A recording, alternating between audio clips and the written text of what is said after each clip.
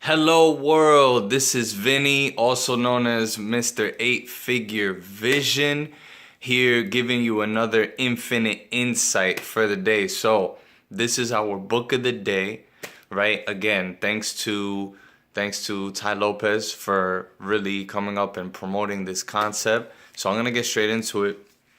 This is the book of the day. It's called Lying. And man, so very quick read. Really, most of the material is in about 40 pages. It's a quick essay. Definitely recommend you guys reading it. It's almost like I kind of felt like reading a lie detector. It's kind of like sitting here and reading a lie detector of yourself.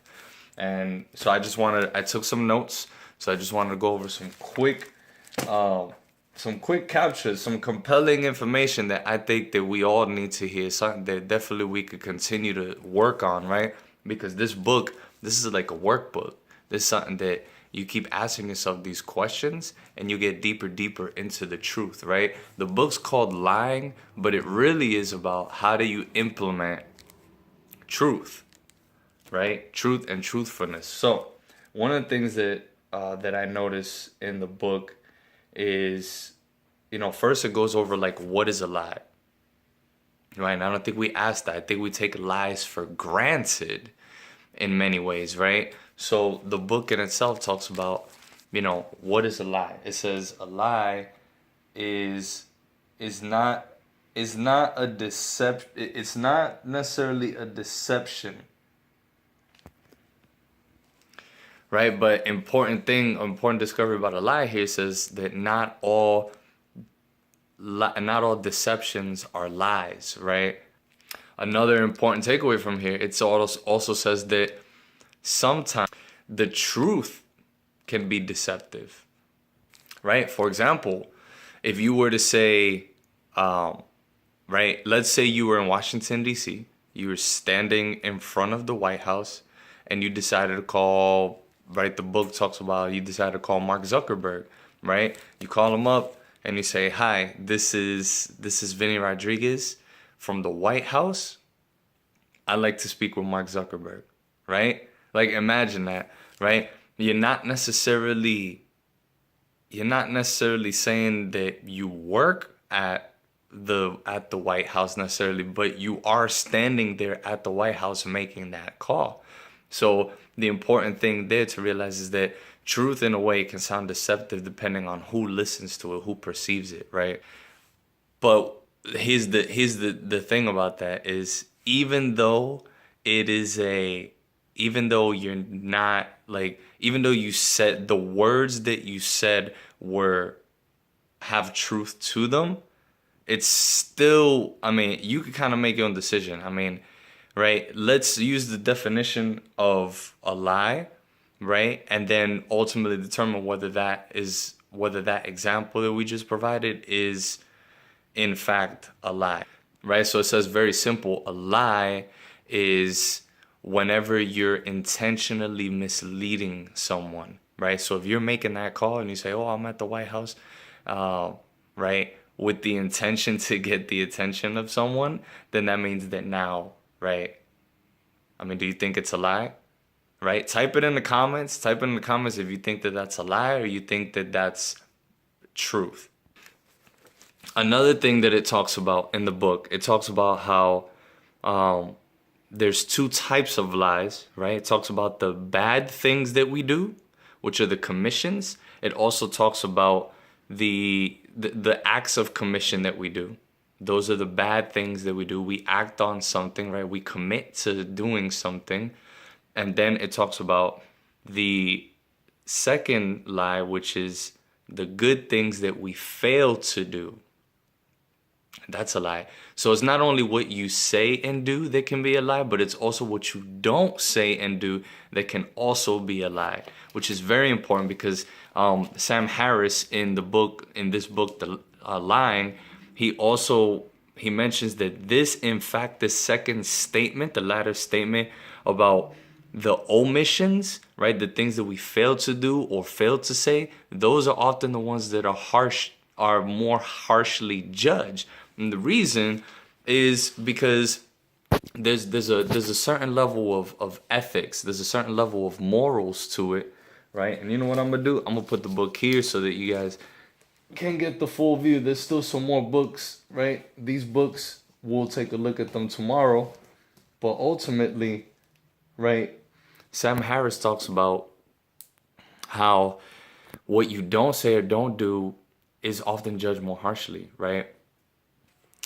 So when he's talking about the omissions that we make, right, those are things that we don't do, right? Because there are oftentimes things that we don't do, things that we think about, we hesitate necessarily, right? That we know are just or that we know are the right thing to do, and we step away, right? Sometimes that's oftentimes sought at society, from society, and viewed by society as cowardice, right? We look at someone that didn't take action, right? And this applies for those of you who own a business, right? Those of you who own, or maybe are heads of household, parents, right? Teachers, educators, right? Leaders, right? Those of you who, if you're in a situation where you know what you need to do or what you have to do in order to make something just, right? In order to make something correct, but you choose to step away or you hesitate, right? That act of omission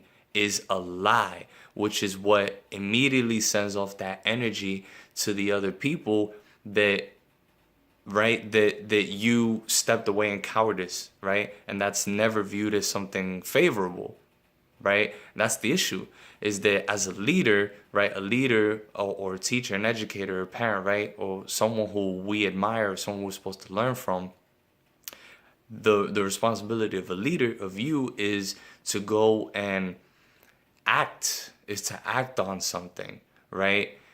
Because every time, we'll give a good example of omission, right?